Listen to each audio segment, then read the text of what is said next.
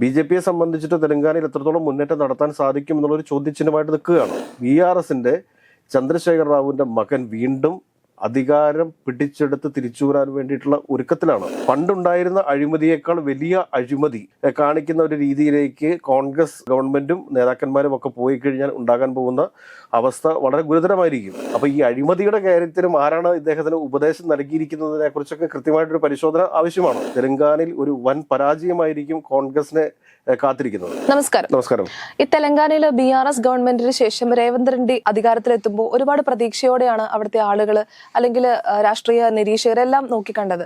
ഇപ്പോൾ നിലവിലത്തെ രേവന്ത് റെഡ്ഡി സർക്കാരിനെ പറ്റി എന്താണ് പറയാനുള്ളത്? തെലങ്കാനയിൽ ചന്ദ്രശേഖർ റാവുവിന്റെ നേതൃത്വത്തിലുള്ള TRS അത് പിന്നീട് BRS ആയിട്ട് മാറുന്ന കാഴ്ച നമ്മൾ കണ്ടു. കാരണം ദേശീയ തലത്തിലൊക്കെ പാർട്ടിയെ വ്യാപിപ്പിക്കുക എന്ന ലക്ഷ്യത്തോടുകൂടിയാണ് തെലങ്കാന രാഷ്ട്രസമിതി എന്നുള്ളത് ഭാരതീയ രാഷ്ട്രസമിതിയൊക്കെ ആക്കി മാറ്റിയത്. നിർഭാഗ്യവശാൽ കഴിഞ്ഞ തെരഞ്ഞെടുപ്പിൽ അദ്ദേഹത്തിന് വലിയൊരു പരാജയം ഏറ്റുവാങ്ങേണ്ടതായിട്ട് വന്നു. അദ്ദേഹത്തിന്റെ രാഷ്ട്രീയ ജീവിതം ഏകദേശം അവസാനിച്ച അവസ്ഥയിലാണ് ഉള്ളത്. കാരണം തെരഞ്ഞെടുപ്പ് കഴിഞ്ഞ ഉടനെ തന്നെ അദ്ദേഹം ഹോസ്പിറ്റലൈസ്ഡ് ആവുന്ന കാഴ്ചയൊക്കെ നമ്മുടെ കൺമുമ്പിൽ കണ്ടതാണ്. ഒരു പ്രധാനപ്പെട്ട കാര്യം മനസ്സിലാക്കേണ്ടത് എന്താണെന്ന് ചോദിച്ചു കഴിഞ്ഞാൽ, ഈ തെലങ്കാന സംസ്ഥാനം രൂപീകരിക്കുന്ന സമയത്ത് തന്നെ ചന്ദ്രശേഖർ റാവു സോണിയാഗാന്ധിക്ക് നൽകിയിരുന്ന ഒരു ഉറപ്പുണ്ടായിരുന്നു.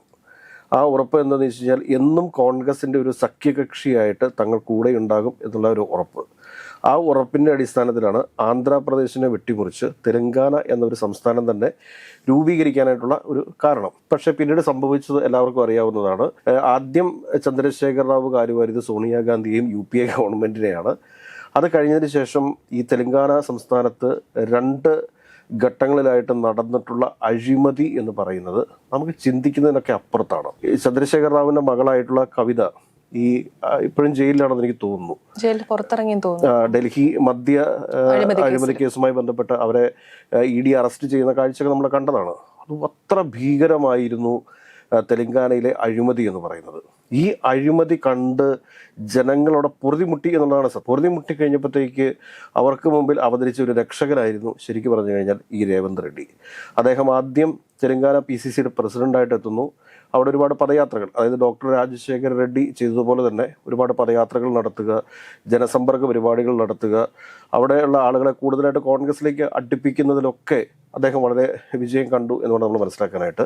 അതിന്റെ അടിസ്ഥാനത്തിലാണല്ലോ അദ്ദേഹം അധികാരത്തിൽ വന്നത്. തുടർന്ന് അദ്ദേഹം വളരെ ജനകീയനായിട്ട് മാറുന്ന ഒരു കാഴ്ച കണ്ടിരുന്നു. കാരണം അവിടെയുള്ള ജനങ്ങൾ, തെലങ്കാനയിലെ ജനങ്ങൾ ഈ കടുംവെട്ടെന്ന് പറഞ്ഞു കഴിഞ്ഞാൽ ഇതേമാതിരി അഴിമതി നടക്കുന്ന മറ്റൊരു സ്ഥലമില്ല ഇന്ത്യയിൽ. അങ്ങനെയുള്ളൊരു സ്ഥലത്ത് അങ്ങനെയുള്ള അവിടെ താമസിക്കുന്ന ആളുകൾ ഇതിൽ നിന്നൊരു മോചനം ആഗ്രഹിച്ചിരുന്നു. ആ മോചനം ആഗ്രഹിച്ചതിന്റെ അടിസ്ഥാനത്തിലാണ് ഈ രേവന്ത് റെഡ്ഡി സർക്കാർ, അത് കോൺഗ്രസ് അവിടെ ഒറ്റയ്ക്ക് ഭൂരിപക്ഷം നേടുകയും അധികാരത്തിലെത്തുകയൊക്കെ ചെയ്തത്. എന്നാൽ ഇപ്പോഴവിടുത്തെ അവസ്ഥ എന്താണ്? ഈ കഴിഞ്ഞ ദിവസങ്ങളിൽ നമ്മുടെ ഒരുപാട് മാധ്യമ സുഹൃത്തുക്കളൊക്കെ ആയിട്ട് സംസാരിക്കുന്ന സമയത്ത് നമുക്ക് അറിയാൻ സാധിക്കുന്നത്, ഈ ചന്ദ്രശേഖർ റാവുവിന്റെ കാലഘട്ടത്തിൽ എങ്ങനെയായിരുന്നോ തെലങ്കാന ഉണ്ടായിരുന്നതിൽ അതിലും കഷ്ടമായിട്ട് ഉള്ളൊരവസ്ഥയിലാണ് ഇപ്പോൾ തെലങ്കാന മുമ്പോട്ട് പോകുന്നു എന്നുള്ളതാണ്. ഈ മെഡിക്കൽ കോളേജിലെ ഡോക്ടർമാർ, താലൂക്ക് ആശുപത്രിയിലെ ഡോക്ടർമാർ, വില്ലേജ് ഓഫീസർമാർ, താലൂക്ക് ഓഫീസർമാർ, ഇവർക്കൊക്കെ ടാർജറ്റ് കൊടുത്തേക്കാണ്. പോലീസിന് ടാർജറ്റ് കൊടുത്തേക്കാണ്. അഴിമതി നടത്തി ആ അഴിമതി പണം രാഷ്ട്രീയ നേതാക്കളുടെ കൈവശം എത്തിക്കാൻ വേണ്ടിയിട്ട്. എന്തിനെതിരെയാണോ അവിടെ കോൺഗ്രസും രേവന്ത് റെഡ്ഡിയും പടവെട്ടിയിരുന്നത് അതൊക്കെ ഇന്ന് അവർ ചെയ്തുകൊണ്ടിരിക്കുകയാണ്. ഇനി അവിടെ കടന്നു വരാൻ വേണ്ടിയിട്ടുള്ള സാധ്യത ആർക്കാണ്? കാരണം ചന്ദ്രശേഖർ റാവുവിന്റെ മകൻ KT രാമറാവു, അദ്ദേഹം സജീവമായിട്ട് തന്നെ ഇപ്പോൾ ഈ അഴിമതിയെല്ലാം അഡ്രസ്സ് ചെയ്തുകൊണ്ട് തെലങ്കാനയിൽ പ്രചരണം ആരംഭിച്ചു കഴിഞ്ഞു. അപ്പുറത്ത് BJP നിൽക്കുന്നുണ്ട്. BJPയെ സംബന്ധിച്ചിട്ട് തെലങ്കാനയിൽ എത്രത്തോളം മുന്നേറ്റം നടത്താൻ സാധിക്കും എന്നുള്ളൊരു ചോദ്യചിഹ്നമായിട്ട് നിൽക്കുകയാണ്. TRSന്റെ അല്ലെങ്കിൽ BRSന്റെ, ഇപ്പൊ TRS എന്ന് പറയാൻ പറ്റത്തില്ല, BRSന്റെ ചന്ദ്രശേഖർ റാവുവിന്റെ മകൻ വീണ്ടും അധികാരം പിടിച്ചെടുത്ത് തിരിച്ചുവരാൻ വേണ്ടിയിട്ടുള്ള ഒരുക്കത്തിലാണ്. അദ്ദേഹത്തിന് അവിടെ ഒരു ക്ലീൻ ഇമേജ് സൃഷ്ടിച്ചെടുക്കാൻ സാധിച്ചിട്ടുണ്ട്. അദ്ദേഹമാണ് നമ്മളുടെ ഈ സാബും ജേക്കബ് ഒക്കെ ആയിട്ട് മീറ്റിംഗ് നടത്തുകയും തെലങ്കാനയിൽ ആ ടെക്സ്റ്റൈൽസ് മില്ല് കൊണ്ടുവരുന്നതിന് വേണ്ടിയിട്ടുള്ള ഏർപ്പാടുകളൊക്കെ ചെയ്യാനായിട്ട് മുൻപന്തിയിൽ നിന്നിരുന്ന ആള് ഇദ്ദേഹമാണ്. അദ്ദേഹം വളരെ നല്ല രീതിയിൽ തന്നെ ചെറുപ്പക്കാരനാണ്. യുവാക്കൾക്കിടയിലൊക്കെ ഏറെ സ്വാധീനം ചെലുത്താൻ സാധിക്കുന്ന ഒരു വ്യക്തിയാണ്. ടെക്നോളജിയിലൊക്കെ ഒരുപാട് അറിവുള്ള ഒരു വ്യക്തിയാണ്. അങ്ങനെ വരുമ്പോഴത്തേക്ക് സംഭവിക്കാൻ പോകുന്നത് എന്താണ്? രേവന്ത് റെഡ്ഡി സർക്കാർ ഒരു പരാജയമായിട്ട് മാറുകയും വരുന്ന തെരഞ്ഞെടുപ്പിൽ അവിടെ BRS തിരിച്ചു വരുന്ന ഒരു കാഴ്ചയും നമുക്ക് കാണേണ്ടി വരും.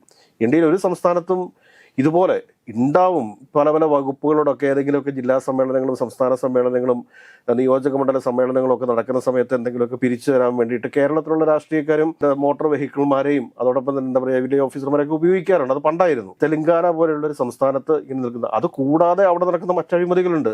ഗവൺമെന്റ് കോൺട്രാക്റ്റുകളുമായി ബന്ധപ്പെട്ടിട്ടൊക്കെ വൻ അഴിമതികളാണ് അവിടെ നടന്നുകൊണ്ടിരിക്കുന്നത്. ഇപ്പൊ ഇതിനെയൊക്കെ ഇപ്പൊ വീണ്ടും അഡ്രസ്സ് ചെയ്യാൻ വേണ്ടി പോവുകയാണ്. ആരഡ്രസ് ചെയ്യാൻ വേണ്ടി പോകുന്നു? ഈ BRSന്റെ യുവ നേതാവായിട്ടുള്ള ഈ KT രാമറാവ് അഡ്രസ് ചെയ്യാൻ വേണ്ടി പോവുകയാണ്. അപ്പോൾ അതിനെ എങ്ങനെ കോൺഗ്രസ് അതിജീവിക്കും എന്നുള്ളത് ഒരു പ്രധാനപ്പെട്ട ചോദ്യമായിട്ട് കൺമുമ്പിൽ നിൽക്കുകയാണ്. കോൺഗ്രസ് എപ്പോഴും ശ്രദ്ധിക്കേണ്ട ഒരു കാര്യം എന്താണെന്ന് ചോദിച്ചു കഴിഞ്ഞാൽ, അഴിമതിക്കെതിരെ സമരം ചെയ്ത് അധികാരത്തിൽ എത്തിയതിനു ശേഷം ഈ അഴിമതി തന്നെ തുടരുന്ന ഒരു സാഹചര്യം ഉണ്ടായിക്കഴിഞ്ഞാൽ, അല്ലെങ്കിൽ പണ്ടുണ്ടായിരുന്ന അഴിമതിയേക്കാൾ വലിയ അഴിമതി കാണിക്കുന്ന ഒരു രീതിയിലേക്ക് കോൺഗ്രസ് ഗവൺമെന്റും നേതാക്കന്മാരും ഒക്കെ പോയി കഴിഞ്ഞാൽ ഉണ്ടാകാൻ പോകുന്ന അവസ്ഥ വളരെ ഗുരുതരമായിരിക്കും. ഇനി വരുന്ന തെരഞ്ഞെടുപ്പിൽ ഇപ്പോൾ തെലങ്കാനയിൽ നിന്ന് എത്ര MP മാരുണ്ടായി എന്നുള്ളത് നമ്മൾ കണ്ടതാണ്. വളരെ ദയനീയമായ ഒരു അവസ്ഥയാണ് അവിടെ ഉണ്ടായിരുന്നത്. അപ്പോൾ ഇങ്ങനെയൊക്കെയുള്ള രാഷ്ട്രീയ സാഹചര്യങ്ങളെ കൃത്യമായി വിലയിരുത്താനും കറക്റ്റ് ചെയ്യപ്പെടേണ്ട സ്ഥലങ്ങളിലൊക്കെ കൃത്യമായിട്ട് കറക്റ്റ് ചെയ്യപ്പെടേണ്ടതായിട്ടുമുണ്ട്. ഈ രേവന്ത് റെഡ്ഡി കേരളവുമായി വളരെ അടുത്ത് നിൽക്കുന്ന ഒരാളാണ്. കേരളത്തിൽ ഇപ്പോൾ KC വേണുഗോപാലിൻ്റെ എന്തെങ്കിലുമൊക്കെ പരിപാടികൾ കേരളത്തിൽ എവിടെയെങ്കിലും ഉണ്ടെങ്കിൽ അദ്ദേഹമായിരിക്കും മുഖ്യാതിഥി. ഇപ്പോൾ ഈ കഴിഞ്ഞ MP സ്റ്റുഡൻസിനുള്ള എക്സലൻസ് അവാർഡിൻ്റെ ഒക്കെ വിതരണത്തിന് അദ്ദേഹം എത്തിയിരുന്നു. അപ്പോൾ ഇങ്ങനെയുള്ള പല പല കാര്യങ്ങളിലും രേവന്ത് റെഡ്ഡി കേരളവുമായി ബന്ധപ്പെട്ട് കിടക്കുന്നു. അപ്പോൾ അദ്ദേഹം പറഞ്ഞിരിക്കുന്ന ഒരു കാര്യം എന്താണെന്ന് വെച്ച് കഴിഞ്ഞാൽ, KC വേണുഗോപാലിനെയാണ് അദ്ദേഹം നേതാവായി കണ്ടിട്ടുള്ളതെന്നും ഈ തെലങ്കാനയിൽ അധികാരത്തിലെത്താൻ വേണ്ടിയിട്ടും അദ്ദേഹത്തിൻ്റെ ഉപദേശ നിർദ്ദേശങ്ങളാണ് സ്വീകരിച്ചിട്ടുള്ളത് എന്നൊക്കെയാണ് വളരെ പരസ്യമായിട്ട് തന്നെ പറഞ്ഞിട്ടുള്ളത്. അപ്പോൾ ഈ അഴിമതിയുടെ കാര്യത്തിലും ആരാണ് ഇദ്ദേഹത്തിന് ഉപദേശം നൽകിയിരിക്കുന്നതിനെ കുറിച്ചൊക്കെ കൃത്യമായിട്ടൊരു പരിശോധന ആവശ്യമാണ്. അവിടെ അഴിമതി നടക്കുന്നു എന്നുള്ളതൊരു ജനങ്ങൾ തിരിച്ചറിഞ്ഞിരിക്കുന്ന ഒരു രാഷ്ട്രീയ യാഥാർത്ഥ്യമാണ്. അത് തിരുത്തിക്കൊണ്ട് മുൻപോട്ട് പോകാനായിട്ട് കോൺഗ്രസിന് സാധിക്കണം. അതല്ലാത്ത പക്ഷം അടുത്ത് വരാനിരിക്കുന്ന തെരഞ്ഞെടുപ്പിൽ തെലങ്കാനയിൽ ഒരു വൻ പരാജയമായിരിക്കും കോൺഗ്രസിനെ കാത്തിരിക്കുന്നത്. കേരളത്തിൽ 2026 തെരഞ്ഞെടുപ്പ് നടക്കാൻ വേണ്ടി പോവുകയാണ്.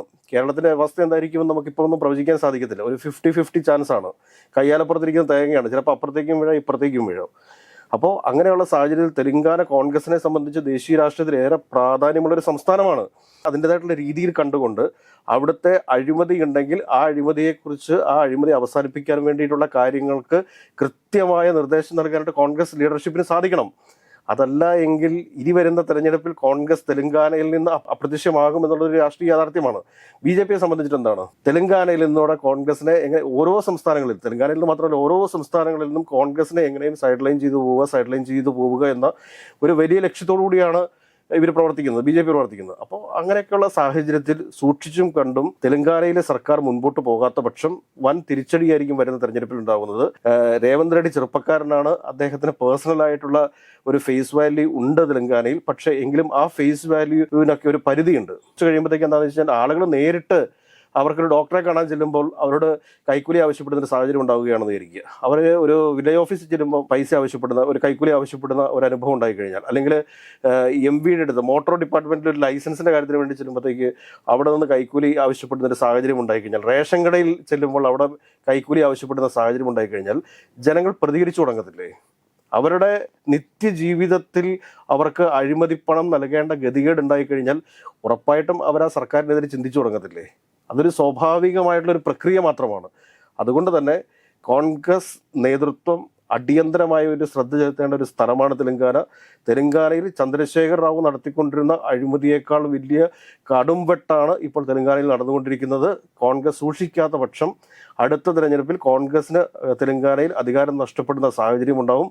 ഒരു പ്രാവശ്യം കൂടി തെലങ്കാനയിൽ അധികാരം നഷ്ടപ്പെട്ട് കഴിഞ്ഞാൽ പിന്നെ തെലങ്കാനയിൽ കോൺഗ്രസിന് തിരിച്ചുവരവ് സാധ്യമാകുമോ എന്നുള്ള കാര്യം ഒരു സംശയത്തിന് നിഴൽ നിൽക്കുന്ന കാര്യമാണ്.